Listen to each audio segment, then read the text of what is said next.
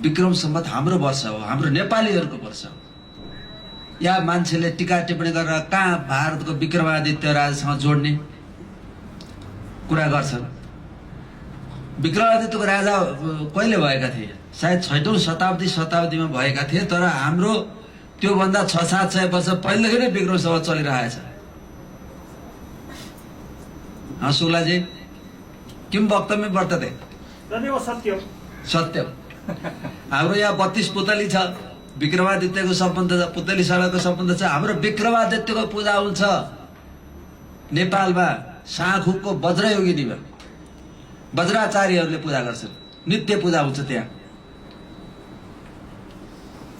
त्यसकारणले फेरि यस्ता कुराहरूमा कुनै देशको साँध लाग्दैन, सीमा लाग्दैन हैन। राम कसका हुन्? हाम्रा पनि हुन्। बुद्ध कसका हुन्? संसारका हुन्।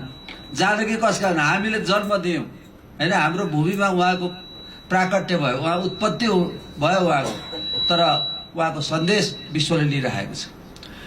त्यसकारणले विक्रम सम्वत भनेको नेपालीहरूको सम्वत हो। हाम्रा हरेक कुरा, तपाईँ नेपालका गाउँ गाउँमा कुनै आदिवासी कसैलाई पनि सोध्नु भने उसले कमसेकम यो महिना यो गते बताइदिन्छ विक्रम सम्वतको आधारमा। तारिख जतिसुकै सरकारले कोसिस गरे अझ पनि सबैलाई तारिख कट छैन हैन। नेपाल सरकार र नेपालका अधिकांश आइएनजीहरू एनजीओहरू सबै चाहिँ इस्वी सम्वतमा लागेका छन्। यी सब हामीले भोगेर आएका। विक्रम सम्वत हटाउने निर्णय त नेपाल सरकारले गरेकै हो, इस्वी सम्वत लगाउने निर्णय गरेकै हो, 11 महिनाको वर्ष बनाउने निर्णय गरेर हामीले आदेश दिएकै हो। तर हाम्रो नेपालीहरूको मनमा रहेको विक्रम सम्वतलाई हामी हटाउन सक्दैनौँ हैन। यहाँ धेरै पहिलो क्याबिनेटको निर्णय नपछि फेरि पछिबाट यी मान्छेको त नाउँ पनि नभन्नु भनेर भनेको छ। त्यस्ता दुष्टहरूको नाउँ पनि भन्नु हुँदैन होइन। आत्मनाम गुरुर नाम नामाति कृपणस्य छ। ती कृपण, ती अधमहरूको नाम लिनु हुँदैन मैले नभएको। तिनीहरूले पछि फेरि एउटा यो तुलाधारको अध्यक्षतामा एउटा समिति बनाएर विक्रम सम्वतलाई विस्थापित गर्ने निर्णय गरेका थियो। त्यसबाट पनि हामी पार पार्यौँ, अहिलेसम्म चलिरहेको छ।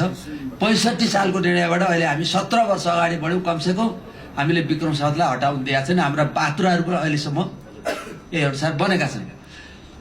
अब यसको हामी चर्चा गर्नेछौँ र विक्रम सम्वत हटाउने बित्तिकै कैयौँ हाम्रा पर्वहरू लोप हुन्छ। दही चिउरा खाने दिन कहिले आउँछ? तारिखबाट आउँछ? आउँदैन। असार 15 तारिखबाट आउँदैन। असार 15 असार महिना आउनु पर्यो विक्रमको। माघी पर्व सारा थारूहरूले मनाउने हाम्रो मकर सङ्क्रान्ति पर्व केबाट आउँछ? हाम्रो विक्रम सम्वतबाट आउँछ, हो कि होइन? यो बिस्केट केबाट आउँछ? बिस्केट पर्व अहिले सुरु भइरहेछ, विक्रमादित्य सम्वतबाट आउँछ, विक्रम सम्वतबाट आउँछ। र तमु लोसार गुरुङहरूले, नेपालभरिका गुरुङले मनाउने जुन तमु लोसार छ पुस 15 गते, त्यो पनि विक्रम सम्वतको आधारमा आउँछ। यदि हामीले विक्रम सम्वत हटायौँ भने यी सबै हट्छ। हामीले खोजेर ल्याउनुपर्छ।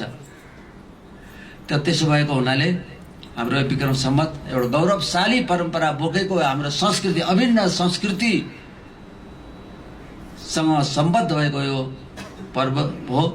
यद्यपि सम्पूर्ण जुन पर्वहरू छन् ती सबको महत्त्व छ, संवत्सरहरूको महत्त्व छ।